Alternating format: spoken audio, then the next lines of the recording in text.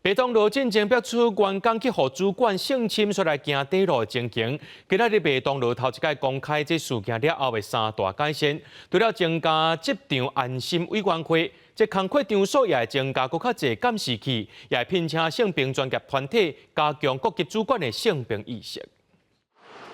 今日麦当劳拿点餐的监视器全面升级，就连内部各个所在也增加真侪监视器，减少这安全的死角。另外，每一个员工都有专属的 APP 申诉管道，会使对工作场所不法侵害中，搁再点选申诉了的处理。这边是新增加会使直接市职场安心委员会，成员有外部专家、员工代表、总裁、领主、跟法务主管。麦当劳讲，事件结了后，委外性平专业团体协助培训领主团队，强化各级主管性平意识。 如果今天要去升任主管的时候呢，包含所谓的一些道德训练啊，或者所谓的背景调查呢，其实企业必须要更严谨。好，尤其是包含了可能过去在中所谓的一些性犯罪啊，好，或者是可能会有骚扰的经验当中，他就可能比较不适任，甚至可能公司要有一些比较更严格的，例如说所谓的人资控管的流程。另外，麦当劳也公布，董事长李长林写予员工一张批，讲到只有坦诚面对人伫工作场所安全制度的规划甲推行，需要专业公正第三方单位协助，才可能开始彻底改变。加害人的这个辅导跟行为人的改善，其实都应该要放到企业的员工协助方案里面来做一定的思考。各县市的劳动局